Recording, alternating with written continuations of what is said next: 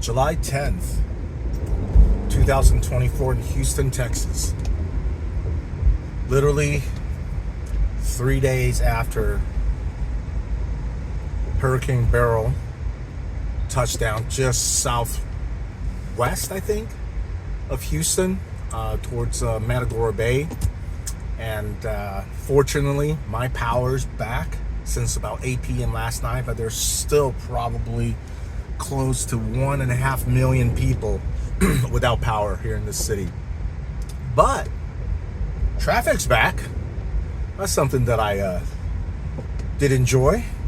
If you're looking for silver linings in this type of natural disaster, the last couple days you could pretty much drive anywhere without much traffic and kind of get to where you needed to go, if you had the gas, of course. But today, we're back to normal. Already 10 a.m., scorching 91 degrees outside. What can I say, man? Houston, Texas. You love it or you hate it. I kind of love it here. So, this is coming to you from Toro Machina, all about automobiles. I know this may not have something to do with automotive, but it kind of does, right? What's going to happen to the Houston retail car market in the next coming, let's say, 30 to 45 days? It's going to be interesting to see, period. It just really depends on how many vehicles were actually flooded, destroyed, or totaled in this hurricane. As usual, some of you might have saw. If you haven't, go Google it, or search for it. Downtown Houston and 45 North, where it meets I-10, which is Quitman and North Main Street, was completely underwater. It looked like a lake. And there was a video of a guy on a jet skiing on the freeway in Houston. So, hell yeah. But if I had to guess, conservatively, it had to be at least 50 to 100,000 cars that's going to be totaled in the next 30 days or so, which is going to give a spike in car sales in this town. And that's good for car dealers, because I'm sure for the past couple days, most of them, I'm sure there's some that still don't have power. I know one of the stores I'm supposed to visit as one of my clients, Ting Gilman Subaru North, they were without power. I was supposed to go see them yesterday, but no such luck. So I'm actually on my way to Gilman Subaru Southwest. Different owners, but same last name. They were fortunate enough to have their power restored quickly. I don't know if they actually lost power. I'm about to find out here in about 20 minutes or so. But I'm not sure how busy they're going to be, because, like I said, if your if your car was totaled or damaged, you're still waiting on insurance adjusters to get to you. Right now, all the hotel rooms are booked in town. I mean, I think a friend of mine, she said her family had to go all the way out to Brenham, which is probably about 30 to 40 miles northwest of Houston, to get a hotel room. And I tried to find places in Conroe and Beaumont, and no such luck. And again, thank goodness my power was restored at around 8:30 last night. So, because that first night, man, Monday night was rough. And it wasn't even that hot. Like yesterday was hot. So, thank goodness. Thank Goddess. Whoever you want to thank, I thank you. Anyways, the effect that this is going to have for the Houston economy, there's always going to be a dip during this type of a disaster, but it always becomes a windfall. Think about it. all the damages, right? So you're going to need construction crews, all the appraisers, the insurance companies, all the money that's going to flood into this town. So while it kind of sucks right now for people that still don't have power, and it sucks for people that especially if you're in the service industry where you really couldn't go to work and you're dependent on tips and things like that to make ends meet. Just hang in there, because it's going to come back. I'm sure the occupancy rate of this town's going to go to probably 99 to 100% for the near future, at least next 30 to 60 days, because of all the adjusters and the construction crews and everybody that's going to be flooding into this market. So just stay positive. I know it sucks when it's hot and there's nothing for you to do. My internet's still out. So Comcast, get your shit together, man. So, anyway, the freeways kind of loosened up at the usual places. I'm on 59. I'm surprised this part of the freeway didn't get completely flooded, because this is another part of Houston that normally turns into a swimming pool, basically, and or lake or river, however you want to call it.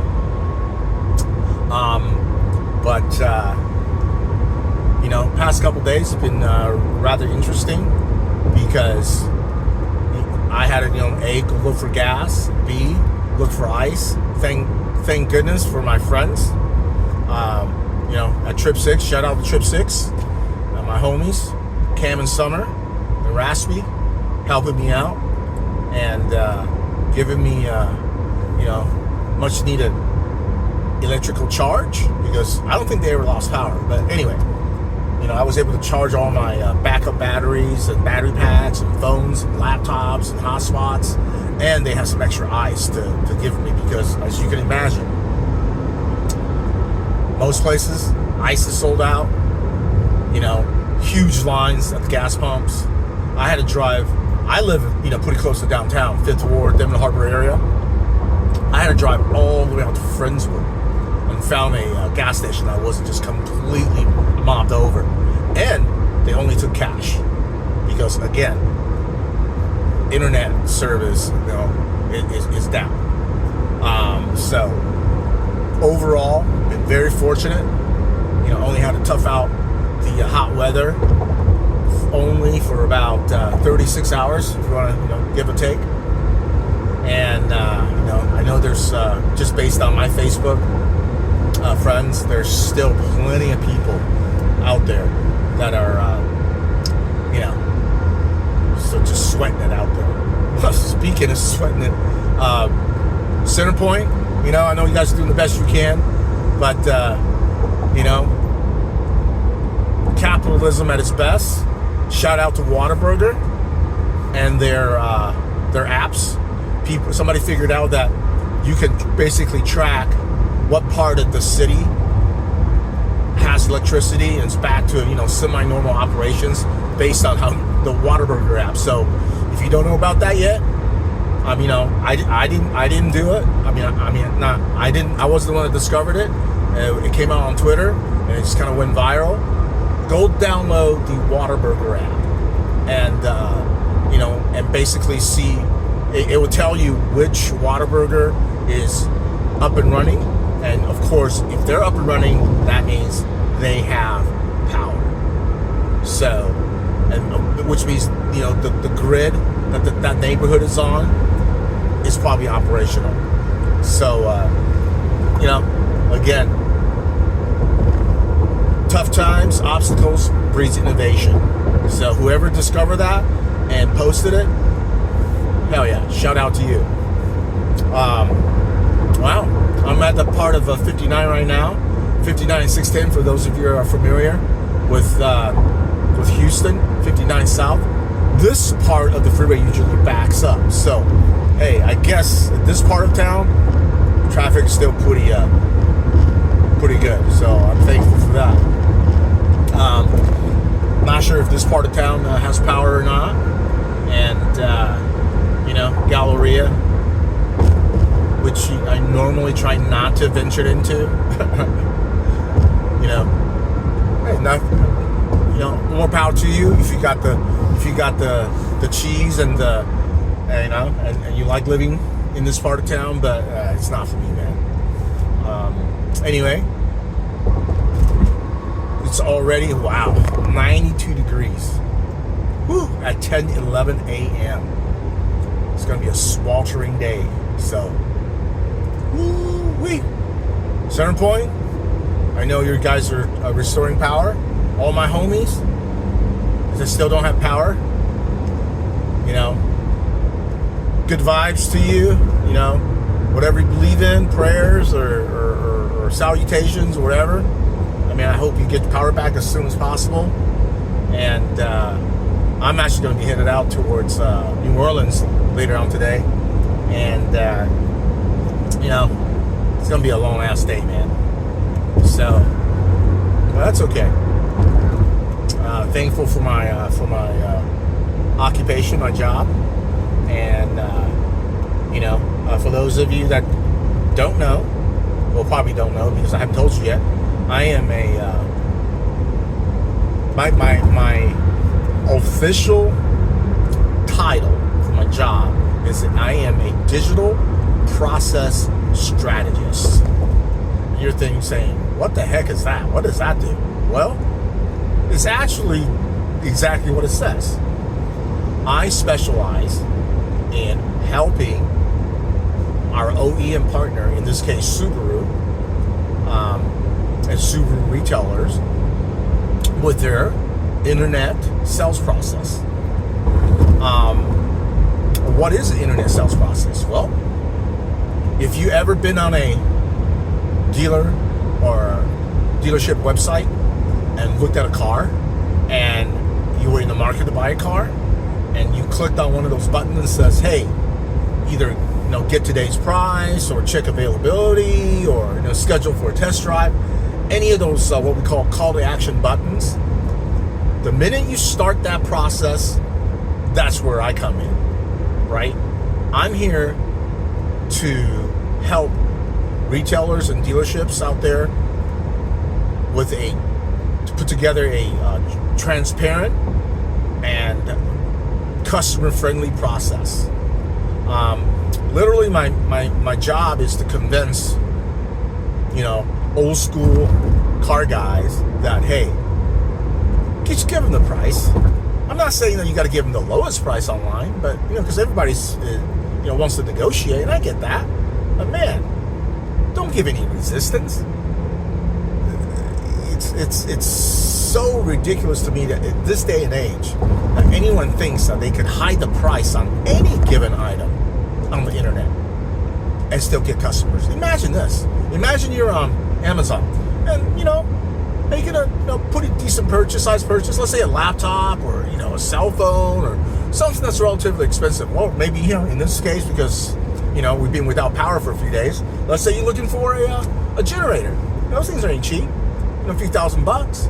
Imagine you went on Amazon or anywhere online and you type in whatever you're searching for, for sale, and things pop up, and instead of giving you what they're selling something for, it says call us for price or call for price. I mean, how many of you would actually pick up the phone and call them? That's right, you wouldn't. Next is what you'll do. I mean, that is what's driving the market. In the automotive industry, it's just about any industry, right? What car retailers and dealerships have to realize is that, yes, your competitor may be the dealership across town, but what's changing consumer behavior is not the store down the street. It's the Amazon of the world, right? Everything's transparent. And for those of you, you can appreciate this.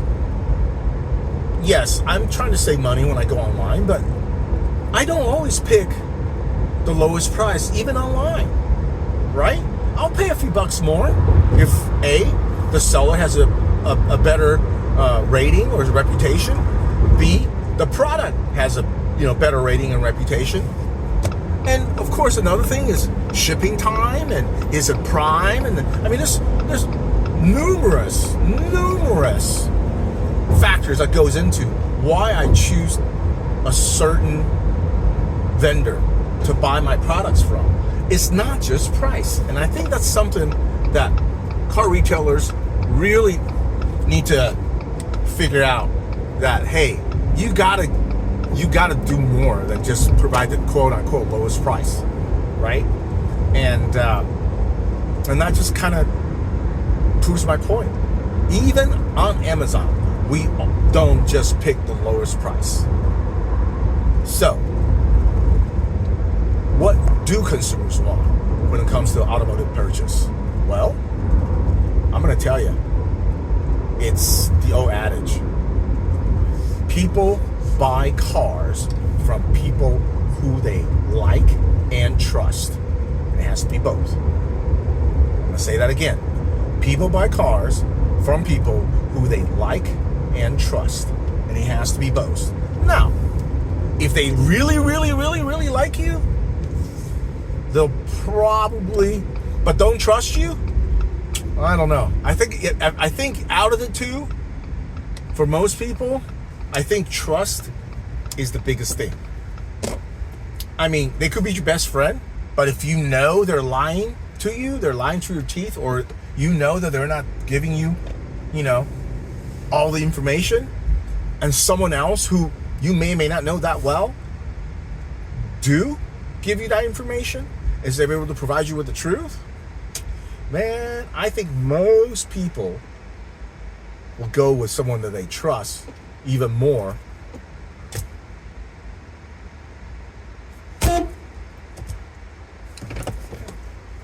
Bro, come on, man.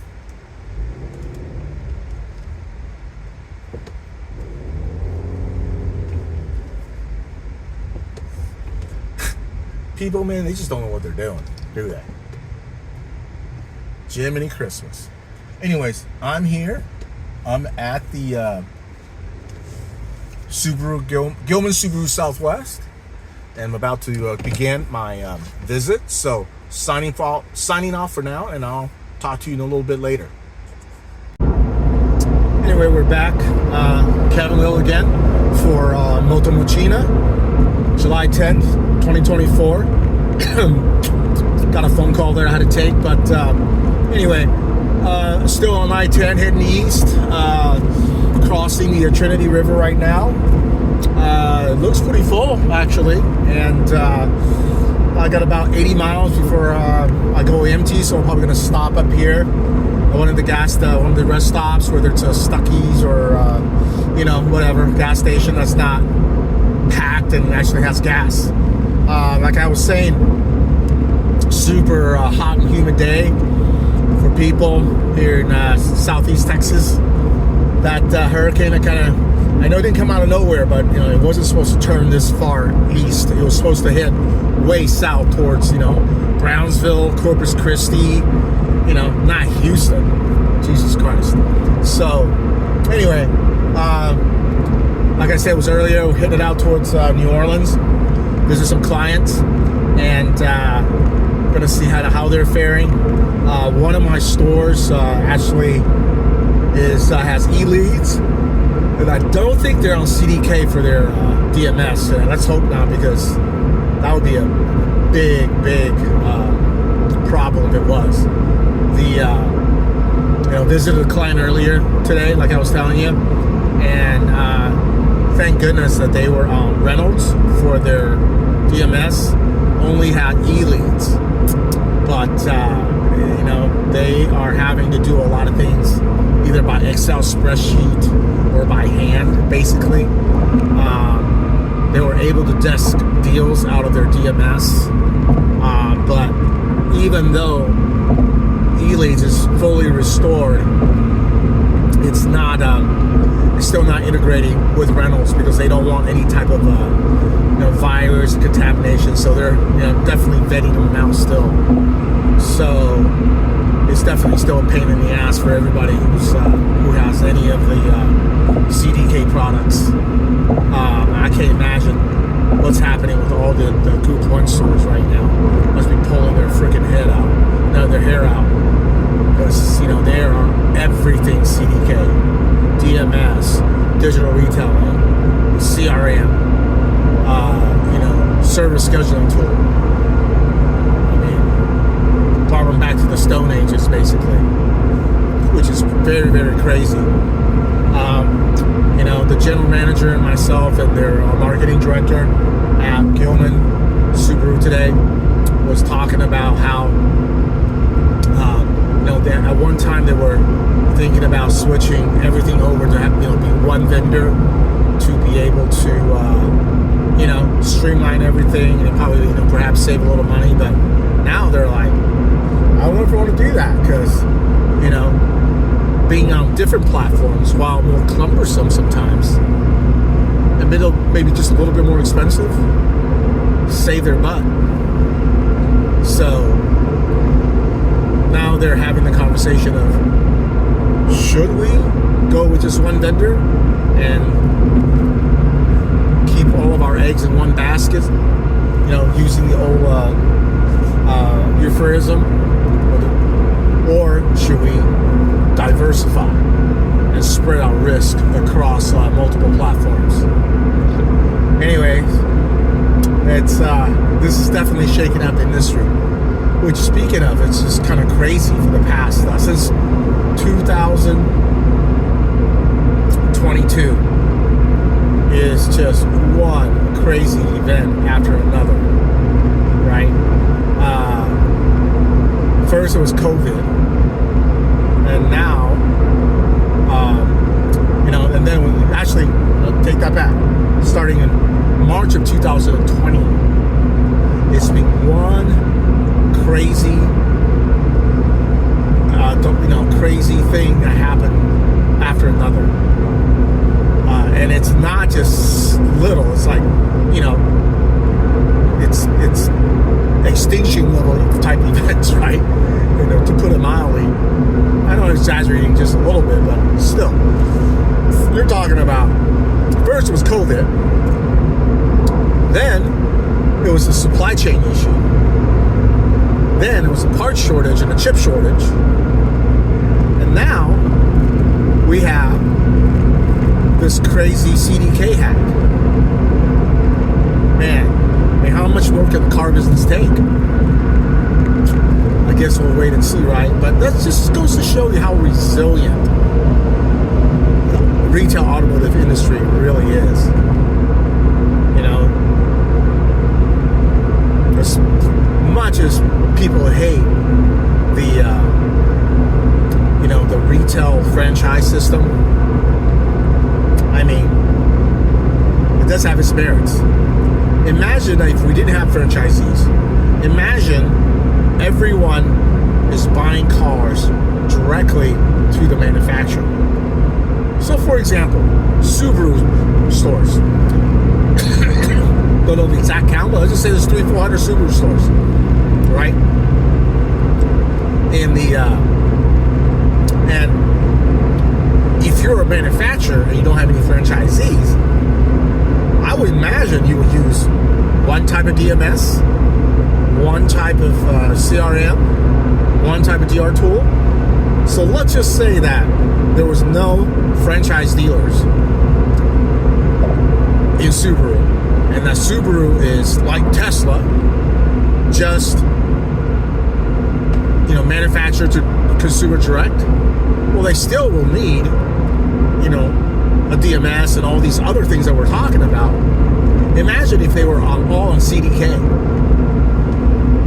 That means Subaru cannot sell a car at the moment, if that was the case. Any manufacturer. What about Ford?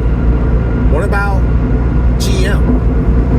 I mean, someone could make the case of saying, oh, well, what if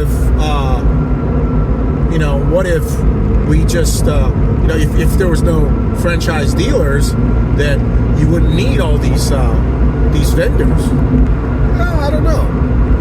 Right? I mean, I cannot imagine Subaru writing their own software on dealer management software or digital retailing software. I mean, they're a car manufacturer. They're not a software manufacturer. I mean, they don't even use their own software in any of their cars. Everything's subbed out to vendors. So, if it's not CDK, it would be some other massive conglomerate, right? That would just, they'll so instead of having tens of thousands of franchisees across all the different manufacturers, you'll have, 15, 20 major manufacturers that would, maybe use, I don't know, let's just say there's the same amount of DMS vendors out there. There's like, the big 4 or 5, Dealertrack, CDK, ADP, or Reynolds. Oh, I'm sorry, ADP is CDK, Reynolds, Tachyon. I mean, 5 or 6 big boys out there. They will probably split all of the manufacturers. So today's attack would have crippled manufacturers, not just retail dealers. So, something to think about that, right? And something to say about that. As imperfect as that system is, and as frustrating as it is sometimes, it does have its merits. You spread the risk out, and in multiple fronts. The manufacturer don't have to have that, the capital needed to expand into different markets. You rely on individuals' prowess, their connections. I mean, that's how most Japanese manufacturers got started in the United States. They all started out with a private distributorship because, you don't have a foothold in the country. How do you convince someone to buy your goods? You have no track record. In fact, your reputation is that at the time, Japanese goods were crap, right? I mean, people, and it goes in cycles, right? Like, it was first of the Japanese. Took them, about 20 years to get their quality control, Kaizen, and then they were the leaders, kicking everybody's butt. And then they sold all their technology, their older technology and their molds and their machines to the Koreans. And of course, then the Koreans were the laughing stock for a while. Hyundais and Kias were just junk. Well, look at them now. Hyundai and Kia are on fire, right? We'll talk about that a little bit later, but now, guess whose turn it is? China. And guess what? Each time, the learning curve is compressed because of technology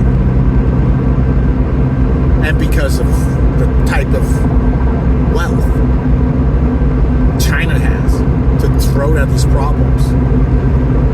And they're totalitarian. It's not a choice. When the government says something, you do something, you do it. There's no vote. There's no strike. Oh, you're striking? How about I'll send some tanks out to unstrike you, right? Remember Tiananmen Square? You don't think they'll do that if major industry of the country it's threatened to cripple the economy of the motherland? Please. I mean, they'll be sending out fighters and tanks and troops on the ground faster than you could say Mao Zedong. So, interesting question, right? How long would it take China to catch up to the rest of the world? I mean, they're already talking about how their EVs, they're about to come and just dominate the EV market. Because, let's face it, they make things cheap, fast, and you know, and that's what they need in China is cheap transportation. And then of course they, you know, upscale it, they dress it up for the European and the US markets. But man, they can do things at such a grand scale, and they got 1 billion people of labor force. There's no shortage of labor, and because they push STEM so heavily in school, they got the talent. It's just a matter of time before they take over. Look at NVIDIA. Right now, the AI chip manufacturer, at least for, you know, for a brief moment in time, and of course that's just, it's going to happen again, and they're going to take over. They are the most valuable company on the face of the planet right now, based on their stock valuation. It's like trillions. I don't know the exact number, but it's some ungodly number. So, again, it's just a matter of time. So it looks like I just passed the Anahuac, about between Anahuac and old Winnie, Texas, deep in the heart of Southeast Texas on I-10. Passed a couple gas stations. I wasn't paying attention, so I could have got off and got gas. There was no lines. It looks like there was plenty of gas. So, you know, I assume that they have electricity, they have food, they have ice. So, literally, I don't know, 30, 40 miles outside of Houston, everything's normal. So, but in Houston, man, it's just such a mess right now still. It just shows how fragile this little ecosystem that we have is. You know, I mean, call me I'm no prepper by no imagination, but those guys got a point, man. I mean, this was 2 days and people were freaking out. There were hour waits at the gas pump, and people were out. It was out of ice. We couldn't get vegetables. We couldn't get fresh meat. We could only get dry goods. I don't know, man. I think one of the reasons why I'm doing this video is that hopefully I can get, you know, Total Mochina going, and you know, like to monetize this channel and you know, have some sort of residual income going, so I could become self-sustaining energy-wise, right? Solar, gray water, grow your own food and vegetables. You know, the older I get, man, I don't know, it's just the survival instinct, I guess. I don't know. That seems to make more and more sense to me. So, whew, we'll see. In the meantime, I still got about 4 hours to go, over 4 hours to go on a drive to NOLA, Nolans. At least I'm gonna get some good food, right? Get there about 9, 10 o'clock tonight. Hopefully there's still places open. Actually, hopefully between 8 and 9. Try to stop as little as possible and haul ass down to New Orleans. So I'm gonna keep my eye out for the next available gas station. So, peace. I'm back again, Kevin Lill for Total Mochina, Everything Automotive, July 10th, 2024. On my way to New Orleans, that's where we left off. I am again past Winnie, Texas, between Winnie and Beaumont, the Big Dirty B. Getting to a part of the I-10 where it seems like it's just under continuous construction. It never ends, which is just amazing to me how long this stretch of road between here and between Houston and more like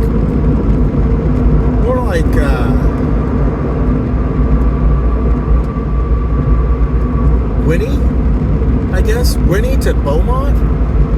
I'm sorry, Winnie to the border. Seems like it's just been under construction as long as I can remember. I mean, the first time I drove this stretch was back in 2000 and gosh, what was that? 2001, 2002? It was under construction then. I just cannot believe the amount of wanton waste, the corruption that exists. I mean, is it the same contractor? Is it? I mean, how? I mean, there's absolutely no accountability. Just tax dollars being funneled into some fat cat's politician's pocket. It's just crazy to me. How can you have this road under construction for that long? I mean, it's far from being finished. I mean, I'll be surprised if this stretch right here is finished in the next 2 to 3 years, 5 years maybe. It's mind-boggling. Oh, look at that, crawfish farms. Has a good crawfish this year. Sad I didn't make it out to Hans Crawfish out there in Tomball. Shout out to Hans Crawfish. But you know, they ran through some crazy red tape with the city. You know, wanting them to put in a full sprinkler system, fire suppression system on an outside pavilion. It's just retarded. I think somebody has it out for them. You know, when you're on top, everybody's aiming for you. So hopefully they're able to solve this problem and come back stronger than ever. But in the meantime, you know, Cons has some good crawfish this year. You know, what was that place in the Heights that I went to a couple times? Yeah, we're all right. And but man, Kit, his crawfish was fire. But unfortunately, they made a change at his job, so I need to follow up with the guy. But you know what, buddy? Everything happens for a reason, so stay strong. What is going on here? Godly people. God, I hate this stretch of I-10. Again, the freaking construction, just non-stop. People try like crap here.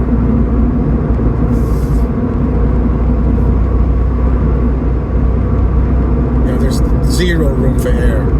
The concrete barriers, freaking 12 inches from your car, and you know, these 18-wheelers take up the whole space. I mean, I understand they got to do what they got to do, but literally zero room for air.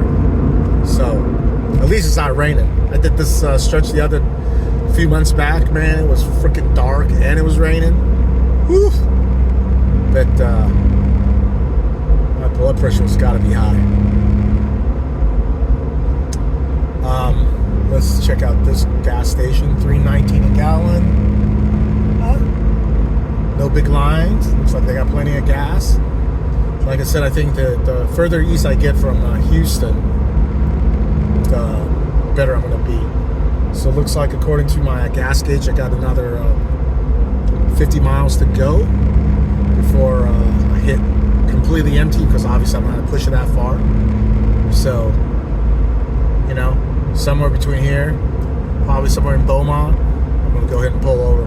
I know I keep saying that, but yeah, it just got to be convenient too, right? I'm not going to freaking turn off on some freaking road and go across the way and waste 10 minutes driving just to get to a damn gas station. So anyway,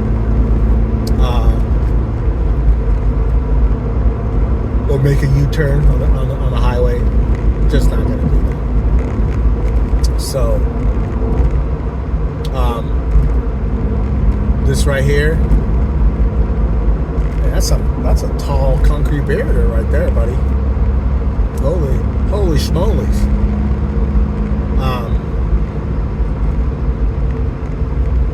A Carvana billboard. Wow. There's not a Carvana in Beaumont, so that they're advertising to people way out here for their Carvana locations in Houston. Interesting. Because hey, they deliver. Buy online. Don't ever have to stuff foot in the showroom. The car vending machine. You buy, finish the transaction online, and they deliver the car to your door and pick up your trade. You know, I think they almost went out of business not too long ago, but I think they were able to come back from the brink. For how long? Who knows, right? Everybody thought that CarMax was going to go out of business when they first came out. I mean, every retail car dealer was like, oh my God, one price on used cars? That's the stupidest thing we ever heard. Guess what? They're laughing all the way to the bank. CarMaxes are crushing retail dealers, traditional retail dealers. In fact, the smart ones teamed up with them now because, you know, their slogan was, hey, we'll buy your car even if you don't buy ours. Which, again, when that first came out, everyone thought they were crazy. Man, but that's the smartest thing they ever did. I mean, that's what put Texas Direct on the map. You know, before they sold out. They never advertised selling cars. All they ever advertised was, we will buy your car from you right off the street. They are definitely a disruptor. I mean, they were selling thousands of used cars online, sight unseen on eBay. It's crazy. Actually, I used to work for the guy that was with the original team that developed all the software. Mike Down from Motor Trend. Glad I had the opportunity to work with him. Excuse me. You know, Mike Dodd's Motor Trend out there in Alvin, Texas, taught me a lot. You know, they were the one that started paying, you know, they didn't pay salespeople on commission. Some volume bonus alone. No negotiating on any of the used cars. Take it or leave it. I mean, again, ideas that traditional car retailers and dealers thought they were freaking nuts to do. And now, that's the norm. I mean, AutoNation, they don't negotiate on their used cars. I can't remember if Group 1's going that way now, or... Anyway, that's definitely not the exception anymore. So, been in the car business since 1991. I know I'm dating myself. I was all of 22 years old. Just got out of the military. Thinking I could, you know, go back to school and work and get a job, and no such luck. Didn't realize that, you know, when I went back to California in 1990, when I got out of the military, it was a huge recession in California. It was the defense industry meltdown. Remember the movie Falling Down with Kirk Douglas? That's what that was. The Cold War was over. Mr. Gorbachev got out foxed by Ronald Reagan. Reagan knew one thing: Russians could never outspend us. And he was right. The arms race crippled Russia. And, of course, once the disarmament happened, when the Berlin Wall came down, we don't need, you know, the orders of missiles and planes and everything else, right? So,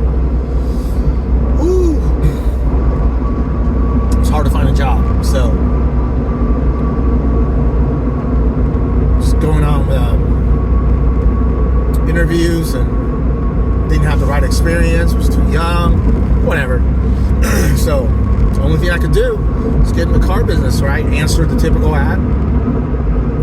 Now, this is 1991, they were advertising. 1991, they were advertising $100,000 first year potential. No experience necessary. Will train. Must be a people person. I'm like, hey, I fit all those criteria, right? And we're in an interview at Pacific Coast Nissan and at a Ford store. I can't remember the name of the Ford store. But I went with Nissan because I thought, hey, you know, since I'm Asian, I'm Chinese, probably a little easier for me to sell an import than having to deal with all the rednecks, right? I'm a Ford. So I started working at Pacific Coast Nissan. I remember John Haddad, the guy who hired me. I think he's actually still there. Jordanian guy, one of the greatest closers I've ever seen in real life. He told me that, hey, I'm gonna go ahead and hire you, man. Usually we don't hire people with no sales experience, but now they couldn't say this nowadays, but back then he was like, you're a foreigner. Most foreigners do pretty well in the car business. He was right. Never looked back, man. I remember my first sale was a this was 1990, 91, so I sold I think an 86 or 87 Isuzu Trooper. It was white and kind of a beige gold two-tone. It was, I made like $357 on commission. I was like, what?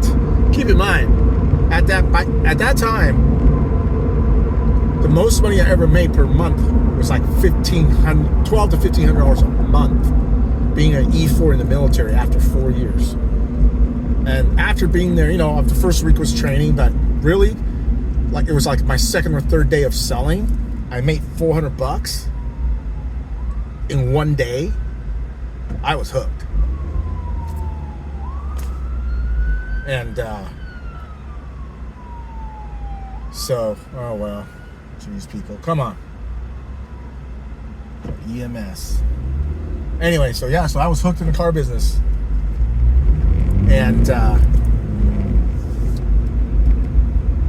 it's kind of like that Saturday Night Live skit. The baseball's been very, very good to me. Well, guess what? The car business has been very, very good to me. And I would not be where I am today. It's not just the money that I made, but it's the skill sets that I learned. I mean, I'm still in the car business, right? And I'm starting a channel, Total Machina, about the car business. None of that would have been possible had I been able to find a job in any other industry. I don't think. I mean, I don't know. So, I mean, it was hard. It was tough. Sometimes, you know, sucked living on commission alone, but hey, there's worse ways to make money. Tougher ways to make money. So, all right, I pulled in the gas station just outside of Beaumont, about to sign off and grab some gas, and I'll be back here momentarily for the rest of our trip to New Orleans, Louisiana. Take care. Okay, we're back again. Kevin Little for Total Machina, everything automotive, July 10th, 2024. Just filled up in my, not a hometown, at a town that I lived for about 2-3 years. Had a great time living here. Good old Beaumont, Texas, right? Man, again, because of the car business, I lived in a lot of different places, and I counted it a blessing. You know, I still have some great friends out of Beaumont, Texas. Joined my first motorcycle club. My actually first and only motorcycle club out of Beaumont, Texas. Totomoto, which is the inspiration for Total Machina. And man, just if you would have told me that I would have had this good of a time in Beaumont, Texas back in the day, I would have told you we're crazy. Because, you know, on paper, not a very exciting town, right? 80, 90,000 people. The MSA is probably 150, 200,000. You know, reminds me a little bit of, like Amarillo, which is another town that I enjoyed. We'll talk about that in a little bit later. But, man, I had a great time here. It's not a lot to do, but you just got to get into it, with the right people, just like any other club, right? This is where I did my first commercial pop-up as a chef, right? I was able to do a bucket list item. Again, because of the car business, because I was so sick of it, right? Basically got fired again, or basically it was a mutual understanding, right? Cut my pay. Working at Salisbury Kia, they cut my pay, 3-4 times in a row, and like not even a year. I was sick of it, man. So, me and the GM had it out. I got a ride home from the lot tech, turned in my demo, and the rest was history. I was kicking back at the Log On Cafe, having a beer like on Tuesday, Wednesday, which is normally I don't get those days off. So of course the owner of the cafe was like, "Hey Kevin, what are you doing, man? Why are you here on a work day?" I kind of told him the story. He was like, "Really?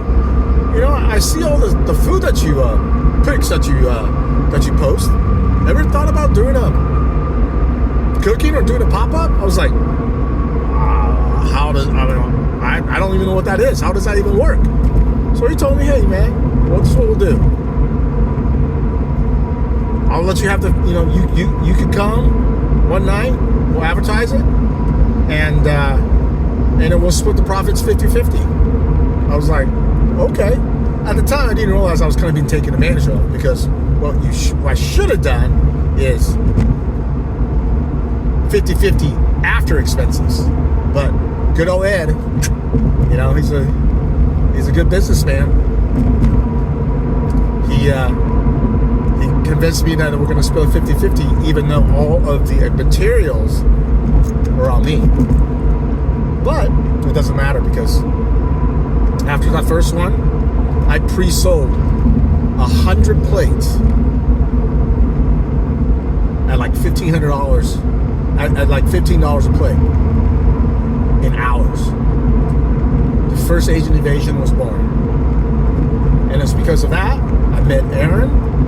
And, actually I already knew Aaron, and Aaron was, man, what a homie. Shout out to Aaron.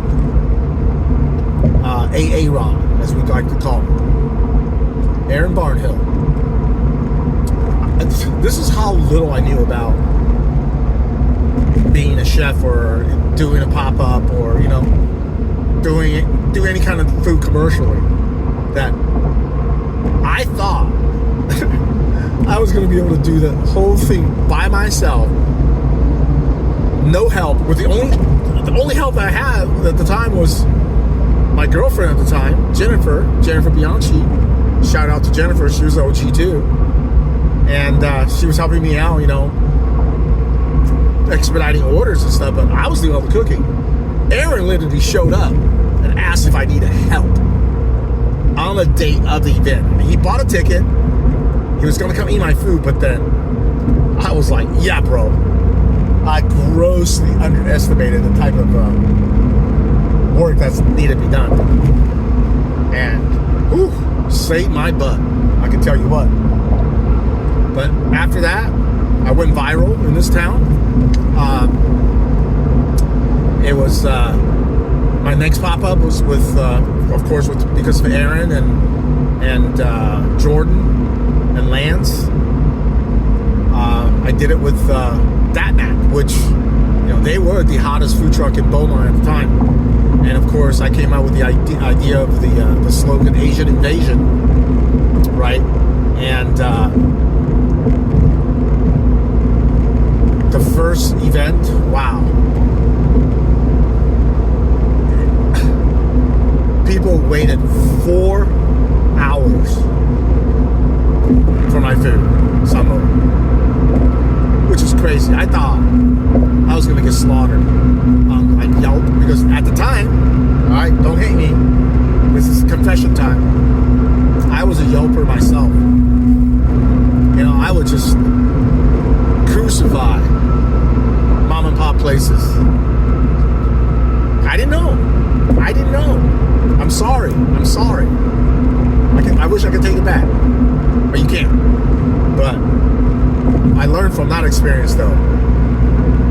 If I go someplace and I don't like the service or the food, I just don't go back. I don't have to blast them. On social media. You don't know what the circumstances are. Just like for me, we were so swamped with so many orders in a tiny little, 4-hour wait. And I only got, I think, 1 or 2 people mentioning in the reviews that they had to wait a long time. They were so kind to me. So, learned my lesson the hard way. So I have 100% respect for all restaurant entrepreneurs, whether, you know, especially, mom and pops, of course. Just, quite honestly, I don't see how y'all do it. That was literally the hardest I've ever worked for the least amount of money. So, anyway, learned that, parlayed that into other pop-ups and cooking classes, and, you know, I still run into people that say, hey, aren't you that chef in Beaumont? That's me, Kevin Lill, Asian Invasion. I remember the local newspaper, Cat 5, from Beaumont Enterprise contacted me, I think either after my first or second pop-up. And they said, hey, can we come by your restaurant and interview you? I was like, well, you're not going to interview me, but I don't have a restaurant. Come over to my apartment, I'll cook you guys lunch. That's exactly what I did. The editor, or one of the reporters, and the photographer came over to my place, and I cooked them lunch. We took pictures, and I made the cover of Cat 5, which I know a lot of the restaurateurs in town weren't very happy because, you know, who is this guy? They even have a restaurant, blows into town, and gets on the cover, which I'm very thankful, and which goes to show you, sometimes it's not what you know, who you know, not what you know, but who you know, and that was definitely my case. I just happened to get in, you know, with the right crowd. I knew the right people, and I'm a kind of an interesting guy, right? I do understand marketing. That is my background. And I had good instincts, because my first and second pop-up was Korean food. And at the time, there was no Korean food in Beaumont, Texas. So I knew that I was filled, there was plenty of Vietnamese food, great Vietnamese food, great Thai food, but no Korean food. And Korean food is the perfect fusion food, right? Like Korean tacos, poof, come on. And crushed it. After that, I did a dumplings pop-up, a ramen pop-up, taught cooking classes, did a kimchi burger pop-up, and man, what a great time. And wrote a cookbook based on my grandmother's recipe not too long ago. It's still on Amazon. Grandma Lee's, home cooking recipes. And I will probably talk a little more about that here in a little bit. But wow, all that because grew up in Taiwan. I didn't realize it at the time. When I was watching my grandmother cook every day, she would take me to shopping, put all the ingredients in a fresh fresh, basically the equivalent of a fresh farmer's market every single morning. You know, we didn't buy, like when I first came to the United States, I went to, visit my uncle in Detroit, went shopping with my aunt, which, she was Irish, Kathy. They would go and buy like a month worth of groceries at once. I was like, mind blown. I was like, what? A week or a month worth of groceries is unthinkable where I grew up. You bought 1 day's worth. Because everything has to be fresh, right? Fresh, you cook it that day, maybe some leftovers, but man. So, unbeknownst to me, I was learning by proxy, like just learning by observation, by absorption, by osmosis, whatever you want to call it. The fresh ingredients, the simple peasant cooking techniques, and I love peasant cooking. That's my heart, right? So, anybody could make a filet mignon taste good. Pretty much, if you just don't screw up the cooking. Literally, what? Salt, pepper, 5 minutes on each side. Don't take much. But oxtail, pig ears, or in the West, brisket. Yeah, you gotta know what you're doing. That's why I love Louisiana cooking. Southeast Texas. Don't even get me started on, the occasion. What a perfect marriage of just perfect. The beer Cajun crawfish. Oh my goodness. I love crawfish anyways, but the occasion crawfish is a special place in my heart. I know this is supposed to be total machina, everything automotive, or are we talking about food? But hey, can't help it, man. That's who I am. It's my journey, right? It's my journey my journey in the automotive industry has afforded me all these different opportunities to live in all these amazing places. Portland, Denver, New Orleans, all over Texas, California. And that's just, on the retail side. And on the consulting side, my goodness, I travel all over the United States because of this automotive industry. So, I've lived a blessed life. And, this is just one of those side benefits that I got to experience due to the car industry. So, what can I say? I love it. Love everything about it. As much as I say I hate it, I love it. I'm still in it, right? I got to make my own schedule right now. Travel, drive to New Orleans, expense account, American Express, eat good food, meet good people. Man, can't beat it. Just can't beat it. So, kind of reminiscing. And this is the part of the road I was talking about earlier that is constantly under construction. So this part actually, I was so surprised when they opened this portion, this portion of it, east of Beaumont to Vidor, from Vidor to Orangefield, and to Murraysfield to Orange, Texas. There's still the last maybe 2 miles that's still under construction. But this thing's 90% done. But they just can't finish, man. What is the problem? What is the problem, guys? But this part of it, it's amazing. 3 lanes, concrete, reflecting strips with runoffs on the side. And the crazy grooves in the road, so when you fall asleep, it makes a crazy ass sound. You know what I'm talking about. I'm not gonna do it right now, but man,